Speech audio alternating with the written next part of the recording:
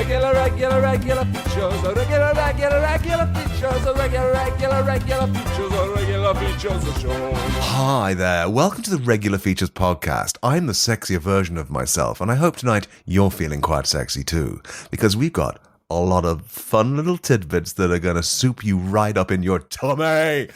My name's Log, and I'm here tonight with a couple of my big best friends. There's little Joe up there. Say hello, Joe. I said I was big best friend. Now I'm little Joe. Constantly changing size. You are. I'm huge again. Shut up, I'm bigger than you now. Oh, God, I'm tiny. Please be nice to me, I'm tiny. I've gotten way too big. I can't reach my microphone. You're being unruly. I'm trying to make this sexy, calm atmosphere that the readers can enjoy in a kind of a semi-reclined position, and you're changing sizes willy-nilly. Stop pressing that button on the remote you found down the back of the fridge. What we haven't done is introduce Steve. Hi, my name's Steve, and I've got some tidbits for you, and I've got some titbits for you too. Can I get £100? That's just a sexy sample of what's coming up on tonight's episode of the podcast. And Joe, can you be a bit less silly and tell us what you've got today, please? I've got a rash. You've got a rash. Yeah, from sex. That's what makes it so sexy. I've got a cream and I'm rubbing it on Joe's rash. Oh, an unguent. I was merely trying to sound sexy. I'm actually a huge prude, and what you're doing is fucking disgusting. Oh, the unguent. I'm not even going to tell you what my feature is. You're going to have to wait and listen to the rest of their two features before you get to my feature to find it out. It's about Bill Oddie, actually. I can't keep it in. I'm so excited. It's about Bill Oddie. I've got gripes. Well, more accurately, Janet's got gripes, and she's willing to share them, if you'll listen. And I've got a little friend called Ghostface from Scream, the movie. Thank you for finally doing the intro properly and in a way that we can finally put a little stitch this one up and do a jingle and get into the meat of the show. The feature meat that you want to gobble down your ears. Ooh, ear meat. Smell the well, smell the well, smell the well, smell the well. Regular features. The podcast that is the same every week. Regular features. They will give you the B name that you seek. Not my feature, just a little sort of conundrum that I came across today. That just felt appropriate to the kind of stuff we talk about on the podcast, which is, in the morning, sometimes I have to have a quick shower, but I just gotta have my coffee. So I get a coffee and then I'll run to the shower and then I'll be like, oh, I haven't actually got time to drink this coffee before I get in the shower. I'll have it after the shower, but I'll just keep it in the room. But this morning, it was too fast an operation for me to even consider where the coffee was going. The sink? No way. Side of the bath? No way. I was already putting down my dressing gown, so I might as well put my coffee on the floor. So I left my coffee on the floor while I had a shower. Cut to several minutes later, I'm stepping out of the shower, and I notice a single droplet falls from my nuts directly into my coffee. Do you drink it? Yeah, your nuts that's the cleanest point of the day for your nuts. That's what I thought. Not to give away what I did, which is grab my coffee and guzzle it with a hunger I'd never felt before. This is the best coffee I've ever tasted. A single droplet. Wife, get in here with your coffee now. It activates the flavour. I really thought that was going to be some horrible injury where you stepped out and stood on the mug. And then when you said that your balls were dripping, I was thinking, with blood. I skipped over the injury part to afterwards. I thought you were going to be just drinking water from the shower nozzle and just throwing a cup of coffee over your head. No, you didn't think that. I thought he was. I thought that's what he was going to do. Yeah, just one of our classic conundrums, moral mazes to start the episode. And if you're in the Discord, let me know. Would you drink my nut coffee? I know we have to drink your nut coffee now. No. The conundrum was would you drink your own nut The conundrum for you was your own nut coffee. Okay. But for the Discord, it's Joe's. Want to have mine? A single drop. of soapy nut water. When you say it like that, it sounds delicious. If it's soapy, that makes a big difference. I assume you rinse your balls before you get out of the shower. You're damn right. That was pure as silk water.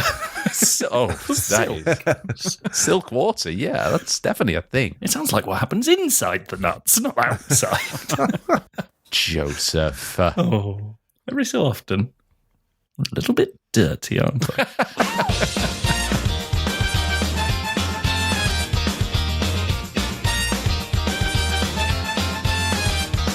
I used to save my files all I see. Now, baby, I don't. Some podcasts might send out an MP3, but Reg Feeds just won't. Because if we did that, we'd have to answer to Papa Steve. Then he'd kick up a fuss and the podcast would end when he leaves. We're sending out WAV files. Some Katrina and the WAVs. And now it's time for Steve's regular feature, Janet's Gripes. Oh, yeah. Janet. Gee, she's a whinge puss. Hey, and welcome to Janet's Gripes. I'm the Janet, and these are the gripes. People often ask me, Janet, you don't look like the kind of lady who has a lot of gripes. And I say, that's not a question. It's not a question to say I don't look like the kind of lady who has a lot of gripes. That's an observation. And you, sir, have just given me a new gripe. Oh, God. Anyway, what should a lady with a lot of gripes look like? Trick question, because you're looking right at one, Buster. It's me, Janet, triple grandmother and soon-to-be owner of a Gumtree sugar glider. I'm not Grapes Delicious Bourdain. This is Janet. There was a certain rhythmic timbre to what should a lady look like who has a lot of gripes? Should a lady look like she's got a lot of gripes? It's Gilbert and Sullivan. It is Gilbert and Sullivan, you're right. If my "this is what a lady with a lot of gripes looks like, get over it" t-shirt wasn't enough of a clue, perhaps my ancient scroll where I write down all of my gripes will give the game away. But where are my manners? I haven't even asked your names. What's your names? My name's Janet, actually. What? Yeah. No. Ruins my gripes. Oh, I just thought that you might have a gripe about me sharing your name. Oh, that is a gripe. Yes, keep Janet. Thank you. Because I love having gripes. The more the gripier, I've always said. At church. Oh, backstory. Log, what's your name? I'm Bella Fartovsky. Really? That's a big old gripe from Janet, I'm afraid. I got my name because I fought off Okay. when I'm on my skis. That's how I propel myself down the slalom. Let's get on with the gripes, shall we? You're pissing off Janet even more than we need to. Yeah, but I'm having fun and that's what matters. 1. The Teletubbies' success rate at making Tubby Toast was so low that they needn't have fucking bothered. Unless you seriously want me to believe that the Teletubbies exist when we're not watching them, and that they're regularly making the appropriate amount of Tubby Toast without incident, which would mean the Tubby Toaster only malfunctions when it's being observed by the unflinching eyes of the viewer. But if that was the case, the Teletubbies would surely consider our unbidden presence in their world a fateful curse on the apparatus that feeds them. Rather than wave invitingly to us in the opening sequence of every episode, they would say, "No, we're not making any Tubby Toast when you're around. It will fuck up and make loads of Tubby Toast, or one big Tubby Toast that bounces around and scares Nunu." And then the Teletubbies would just stand there, arms folded, refusing to move from their grassy knoll, refusing to make Tubby Toast, refusing to do much of anything. And we would simply stare back at them in turn, indifferent, patient, confident that our attention has not been drawn to their world for nothing. This is an episode in a season, and our arrival in Teletubbyland, as much as it has ever been decided by anybody, has been decided by the simple fact that something significant will happen in the next 10 minutes. We are the silent heralds of circumstance. There has never been an episode of the Teletubbies where nothing happens. So we wait. Dipsy breaks first. Ambulance service. Is the patient breathing? Hello? Is this 999? My mummy won't wake up. Okay, all right then, sweetheart. How old are you? I'm 38. And what's your name? Joe Scrabbles, please. My mummy's very sick. Are you on your own with Mummy? I am on my own with Mummy. Tubby Toast! Is that your Mummy I can hear? Can you put your Mummy on the phone? Mummy, Dipsy crushed me. What do you mean? Dipsy made so much Tubby Toast, it's gone down my windpipe. It's everywhere. Okay, the ambulance is on its way. Can you just please stay calm? The Tubby Toaster. A woman in Bedfordshire died last night in what police are calling an industrial accident involving 7 tons of Tubby toast. The toast, produced by Dipsy, a member of the Teletubbies, reportedly crushed the woman's head into mush. Ambulance services were alerted to the emergency late last night by the woman's son, a 38-year-old boy, who is now in a critical condition in a big hospital. Unless you want me to believe any of that, then consider this a valid gripe. Gripe number 2. Oh, there isn't a gripe number 2. I guess I only have the one Teletubby gripe. So I'm not really a lady with lots of gripes after all. But you know what? That gives me a gripe. You've become a self-fueling gripe machine. Gripe number 2, I hate only having one gripe. There you go. I just want to put it out there. 36, all right? I don't know how old you are. I just know that you're younger than me. Yeah. Well, Having a baby ages you, Joe. I fucking know. Half my moustache is grey out of nowhere, look. I liked Janet. She's got an energy that I respect. You sometimes come across those heartbreaking videos of 5-year-old calls 999 and rescues his mum's life. They sound heart-mending. That sounds if there was and resolutely fails to do anything to help his mother, just wails unhelpfully on the phone and is forced to listen to it as an 18-year-old and told that if he'd done that phone call better, his mum's might still be alive. That would be fucking heartbreaking. I watched one where the woman on the phone was telling a little girl what to do, and she's saying, "Oh, can you go outside to one of your neighbours and knock on their door?" And she said, "I can't because I'm little." Oh, my God. Well, your mum's going to fucking die if you don't, Jasmine. Yeah. Don't suppose you got a fucking defibrillator, Jasmine? Or are you too little for that as well? Your stupid little arms can't do CPR. You don't have the weight to give her a 6-centimetre cavity compression. You're actually wasting police time on this now? Jasmine, if you don't do a tracheotomy in the next 5 seconds, I will be furious. 5, 4. I'm sending police round with guns. You are in so much trouble, Jasmine.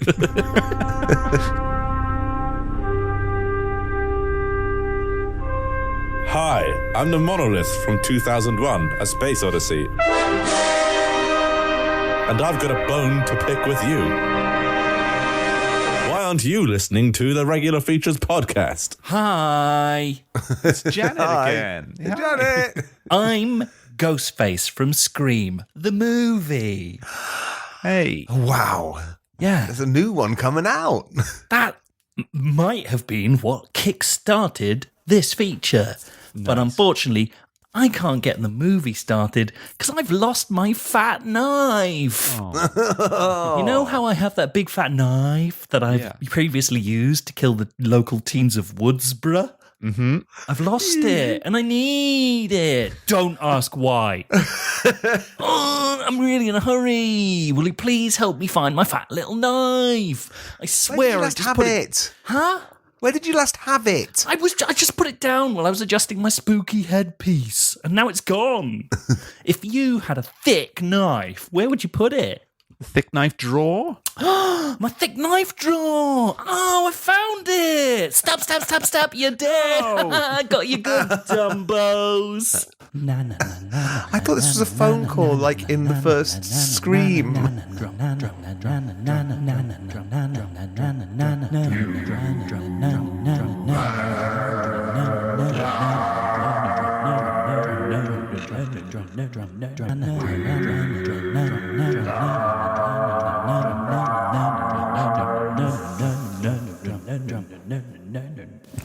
Several years later. Hi, I'm Ghostface from Scream 2, the movie. Oh, you'll have noticed that apart from my spooky headpiece and my sneakers, I'm American, I'm 100% nude. And that's because I've lost my long and flowing cloak. After my last murders, I washed and folded it and put it in a place of secrets, so as not to reveal my identity. But it's so secret that even I don't know where it is. What if I forget my own identity and just become a local Woodsboro teen by accident, and then someone kills me? Quick, help me find it. Last time we helped you find something, you killed us. Don't even worry, I'm not going to kill you. I just need my cloak. He didn't kill me, so I think I'm going to give him the benefit of the doubt. Canonically, I did. Oh! Ignore that bit. I just need my cloak, because if people see me like this, they won't call me Ghostface. They'll focus on the wrong bit and call me Human Penis, and the newspapers won't write about my deeds. If you had a cloak, where would you hide it? You know, above the rail on a wardrobe, there's sometimes a shelf situation. If you put it at the back of that, then it might be there, hid with other things in front of it. Oh, yeah. I'm just going to have a look. That's me up. Yes, right, first time. I'm going to garrote you with the cloak. Come here. Oh!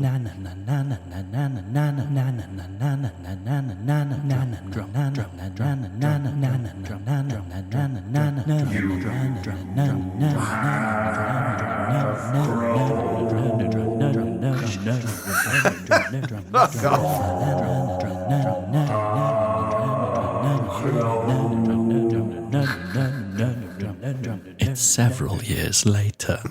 Hi! I'm Ghostface from Scream 3, the movie. You might not be able to tell that I'm Ghostface from Scream 3, the movie, because I look exactly like a local teen from Woodsboro called Mort Murderino. But honestly, I am Ghostface. It's just that I lost my ghost face, or as I call it, my spooky headpiece. I was climbing a tree to do a terrifying camera shot into my erstwhile friend's bedroom. Yes, that's right. I do all the camera work for my movies. And my spooksome headpiece got caught on a branch and came off. And then, would you believe it? A whole bird came down from somewhere and flew off with it. I pissed myself. Well, scary. Please, tell me where a bird might nest in the nearby area, lest I'm reduced to creating murders with a boy's face, not a ghost's face. And do not worry. It's in... Huh? Both times now we've helped you, Ghostface, and both times you've killed us. You've not thought it through. It's not possible to kill people with a spooky headpiece. Otherwise, I'd be dead. Right? That's true. Yeah, that is true. That is ironclad logic, actually. So where's a bird might nest actually now? Shall we help him, Steve? Because I just can't stand seeing people upset like this. Right. Well, did it look like a puffin that got it? No. Oh, yes. Okay, well, it's not on a cliff face then. No. Have you considered are you preoccupied with trees, or have you checked all the chimney breasts? Oh. Because since a lot of chimneys stopped being used to exude smoke, I think a lot of them do have nests in now. Its wings look quite small. Maybe it hasn't gone far. Maybe it's on my house. How can a bird with very small wings carry a massive big mask? Oh, it's only light. It's aerodynamic for my murders. Oh, yes, because you do go downhill at speed in your mask. I think this is a good idea. I'm just going to climb my roof. It's here! You were right, it's here! I'm coming down! This is honestly so useful. Thanks so much for your help. And you won't believe it, you guys. I found 2 more spooky headpieces up there. Oh! This bird must bask in masks. Fuck off. Do you, maybe, I don't know, want to be Ghostface murderers with me?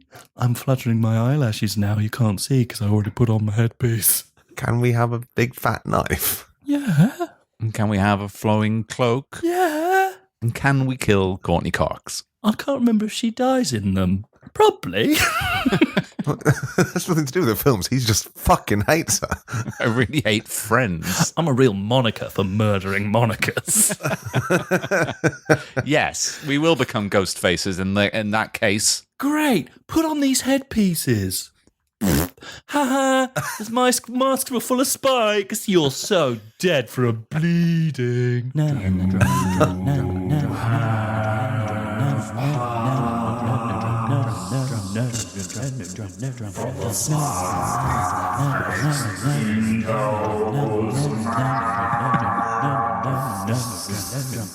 It's several years later. Hi! I'm John Carpenter from the theme tune to Halloween, the movie. I was wondering when you were going to show up, John. I really don't mean to be a bother, but I seem to have misplaced my theme tune to Halloween, the movie, and I could have sworn I heard it through the door of this room where you record features. I don't really understand why, because I'm pretty sure you were doing a whole feature about Scream, and that's the wrong movie for my theme tune. But I thought I'd just nip in and check. I really want to make a new Halloween movie today, and if I can't find the theme tune, I am screwed. Will you help me find it? Yeah, absolutely. I know where it is as well. Where is it? It's on Joe's soundboard. Let me have a quick look. Beep, boop, beep, boop, beep. Oh, wait. I've just forgotten a whole paragraph of this that I'm skipping. Oh, no, it's fine. Oh, yeah, it's on the soundboard. I'm really sorry to ask more of you, but I'm really very old, or maybe dead. Let me just check Wikipedia. Yep, just old. So would you be real dears and just bend down to the soundboard and pick up my Halloween theme tune for me? Of course. Happy to help. Yeah, I'll bend down with my back to you at the same time. Yeah. Ha! You've turned around now, and I'm wearing the Ghostface spooky headpiece. I'm literally the last person you'd expect to wear that because of my long history with a whole other spooky headpiece. And now I'm going to get you with a halberd. Hiya! What rhymes with halberd?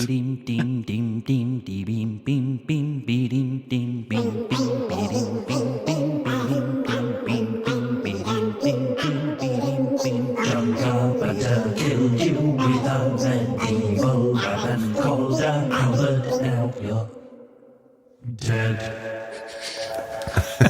It's several years later. Oh, fuck's sake. I'm Mike Oldfield from the song Tubular Bells Part 1 from the theme tune to The Exorcist, the movie. I'm really sorry, but I heard you use the song Tubular Bells Part 1 from the theme tune to The Exorcist, the movie in your podcast, and I'm going to put on a spooky headpiece and kill you. I just can't decide where in your body to kill you. Can you help? Which body part should I kill you in? Kill me in my Steve. What a good idea. I'm going to kill you in your Steve right now. It's not very regular features of you. Hiya! Ow. Nothing happened because it was all a ruse. I'm not going to kill you in your bodies. I'm going to kill you in court and argue that fair use in this case does not apply. In the criminal justice system, every court case features two separate yet equally important groups. The Regular Features Podcast and Mike Oldfield from the song Tubular Bells Part 1 from the theme tune to The Exorcist, the movie. These are their stories. There's no more. There's no more several years later bits. I can't believe I threw you under the bus, Steve, only to for you not to get killed. So you got to look me in the eyes after I betrayed you. In court. Oh, I was sure you'd be dead and I wouldn't have to live with this guilt. Oldfield would have been so happy that you ruined your relationship as well as your finances. Two of us sitting arms folded in bed, like the two Ronnies, not speaking. You know that James Acaster meme, they started making it, had a breakdown, bon appetit? Mm-hmm. That's my creative process for this feature. I'm Gandalf, and I put a spell on you because you're mine. The mines of Moria, that is. Regular features. Have you seen this? Look at me. I've bought a book. Grippin' yarns. Bill Oddie's Grippin' Yarns. Grippin' is, I think, a word that birders use as a synonym for birding. I don't know. Whatever. What? Is that real? Yes. you do know that Bill Oddie is a huge bird watcher, don't you? Yeah, well, I didn't know that gripping is a term used to mean birding, which would make gripping yarns a pun. Yes. I think it has to be that. I did look it up at the time. I bought this book a long time ago when I first wrote this feature, and then lost the feature and found it again today when I was sans feature. So here you go. This is a feature that I honestly didn't think was good enough to do when I wrote it, but suddenly it's good enough. If a yarn is a type of bird, that's a great double pun. It's like, yeah, I don't just watch them, I strangle the bastards. I've always been a gigantic fan of the Bill Oddie Man, ever since I got the Goodies Annual of a long time ago, and there was a very, very low resolution topless photo of Bill Oddie. He looked incredibly hairy and also very zany.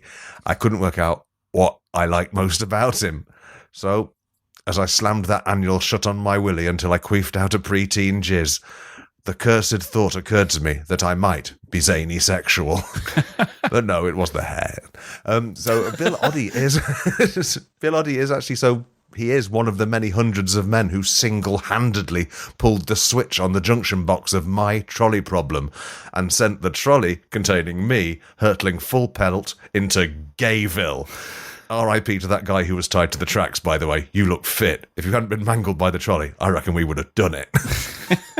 So I bought this book, Gripping Yarns. I put it somewhere, and I didn't read it because I certainly don't want this, my creative response to the book, to be unduly polluted by the source material that is the book. I own the book.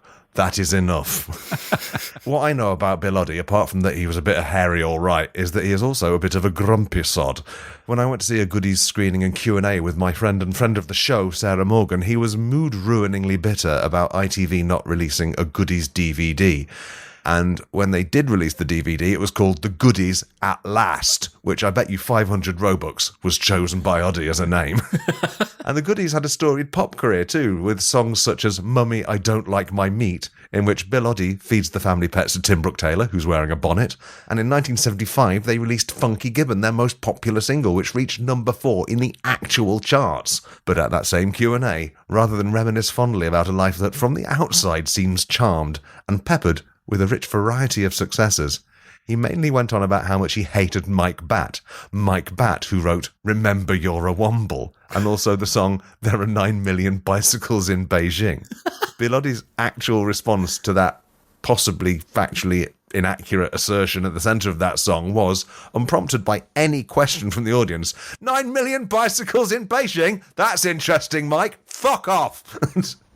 I might have mentally added the fuck off in post because it was just so out there. I was not expecting an anti-Womble tirade from Bill Oddie during a Q&A session. Anyway, if you spend more than an hour looking at Bill Oddie's Wikipedia page, he phones you up and asks to be on your podcast, but only if it's about bird watching and not the Goodies. And I said yes, because let's face it, you never stop loving the people you wanked over as a child. And here he is, with his brand new voice.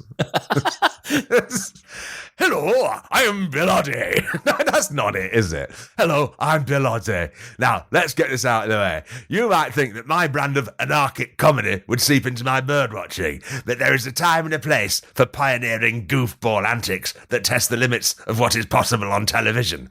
And that is not when you are halfway up a tree trying to tick a stubborn willow tit. The assumption that I am a relentless gesture gets right up my mattered snatch. Harry Seacombe, he went from the Goon Show to being a crooning godbotherer on Sunday evenings, didn't he, on Highway? And no one went up to him on a hillside and said, "Do Neddy Seagoon, you fat lump." I guess worshipping the Lord Almighty is considered respectable, more so than looking at a bird and knowing what the bird is. I guess eternal salvation through Christ is considered more worthy than rushing out and leaving a half-eaten Little Chef Olympic breakfast because your pager says there's an American Red Start standing on a barn in Gonalston. I take this very seriously. When I am trying to tick a white-crowned sparrow, a Goodies fan with no knowledge of my more recent work might imagine that I would hop into a goody-copter and shout at the bird through a megaphone until it perched on a cloud and did a sexy pose for me. This is absurd.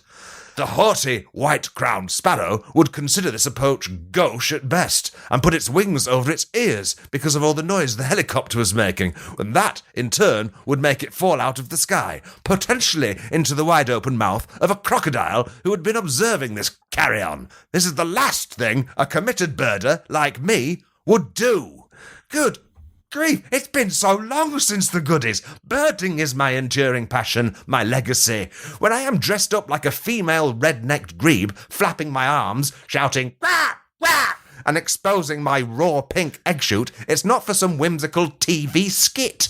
It's because red-necked grebes are only occasional visitors to the UK's wetlands, so when they do turn up, you want to give them a treat, so they don't leave it so long next time. Pardon me for rolling out the red carpet. Is it any wonder that I suffer from occasional mental health episodes when I have spent decades making myself an expert in conservation and birding, only for people to see me riding an ostrich around the high street and assuming it's part of a zany antic? Far from it! I am simply using the ostrich as a way of fast travelling between birding patches so that I don't miss the juvenile white-rumped sandpiper that's found a chef's hat that fits it and has gotten behind the counter of a Greggs. And no, that's not a bit either. These things happen when you're birding. For starters, they don't wear chef's hat in Greggs, so for that to work as a bit, you'd have to believe there's a chef in the back of every Greggs, and he behaves enough like a juvenile white-rumped sandpiper that it would be amusing to draw the comparison between the two.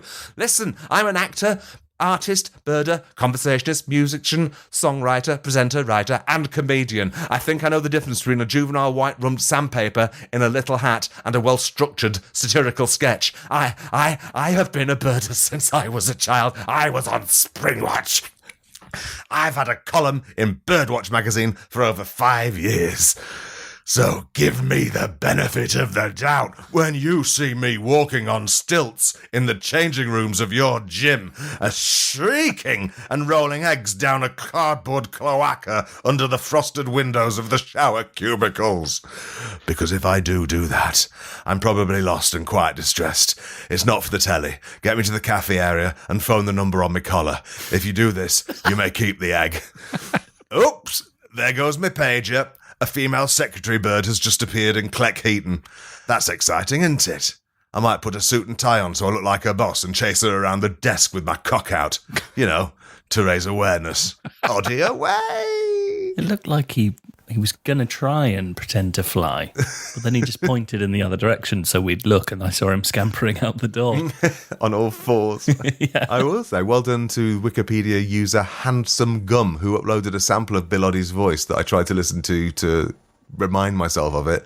And it was, the clip he chose was Bill Oddie talking about his proximity to Jimmy Savile. 37 seconds of him talking about, well, yeah, he was on all the things in those days, wasn't he? So I won't say I ever knew him, but I do think it's a safe bet that that clip was chosen by Handsome Gum, and Handsome Gum is Mike Batt's Wikipedia account. I think they've got a lot going on between those two. I did have the thought, did you update how long he's had a bird watching column? No, that is information from the back of the book. You're reading it back to front, so that it's a book about a man seeing fewer and fewer birds. Beginning to hate bird watching. What you see, that is regular features, same every week. What you see, well, would you like a B-name? Of course you would. Well, that's it for this week's episode of the Regular Features podcast. If you like the podcast, you can go to patreon.com/regular features and help us out by donating an amount of your choosing per episode. £2 or more per episode. And something tragic will happen to your human name. Your family members will never go into detail. But one night, when your uncle has had too much gin, he calls you over. I'm going to tell you what happened. I don't give a fuck what your mum says. I'm going to tell you about it. What happened to your human name? It got turned into a B name. And then he starts crying. Boys, could you please give a B name to the following new patrons? Yes. A B name, please, for Kevin Parmenter. I'm on the C. I'm on the CB diet. If I see a bee, I sting it. No. I like that. I'm on the CB diet. Cock and balls. Morning, noon, and night. Breakfast, dinner, and lunch. In that order. Yeah. I live life backwards. What about just breakfast, dinner, and lunch in that order? With an emoji of a bee afterwards. Yeah. Bee. There's an implication that every meal is honey. Kevin Parmenter, your bee name is breakfast, dinner, and lunch in that order, with an emoji of a bee after that order. That makes it easier if you're reading your name out over the telephone. A bee name, please, for Lane Parkinson. Project B. Project B. I was going to say it's a professional name. Yeah. I'd want to meet Lane Parkinson, and I'd want to meet Project B. Is Project B the name? Project B could be the name. It's a starting point. No. I just thought it was very easily come across and very quietly said for a suggestion. Project B, colon. Yeah. Here we go. Here we go. This is it. You be 40? You don't look... You're a very young-looking bee for your age. Surely you're a very old bee. You be 40? That's crazy for a bee age. You be 40? Question mark. That's crazy. For a bee age. Oh, God. Lane Parkinson, your bee name is UB40? That's crazy for a bee age. I'm glad this bit entertains us, because I'm sure no one listens to it. We put This it is at the the bonus end. bit no one has to listen to. It's fun for that. Unless they're waiting for a bee name, in which case they've got to listen to all of the crap ones. Not crap ones, great ones. Good ones, only good ones. If you'd like your own bee name, patreon.com/regular features. You know what to do. You start pressing those buttons, tappity it out. Don't use the app, because the app steals 30% from you for iOS and Google platform fees. So you want to be a wasp if you're going to go that route. You also get access to the Beehive. That is the Discord channel that is exclusively accessed by bees. Boys, have you seen anything interesting, fun, weird, sexy on the Beehive, in the Beehive? I like that a customer of a supermarket and a listener of the podcast was reaching for some Philadelphia in the shop at the very moment that I said Philadelphia on the podcast. And I just hope that he thought I was encouraging him and just saying, you're doing the right thing, mister. Oh, psychic encouragement. Yeah, as opposed to like the verbal, the audio equivalent of slapping his hand off, their hand away. Being like, oh, Philadelphia, is it? Yeah, like you need any more of that. Sweet chili, though. Get that one. Sweet chili's really nice, Philadelphia. You spread it on thick. Spread it on your dick. That's what I say. jingle.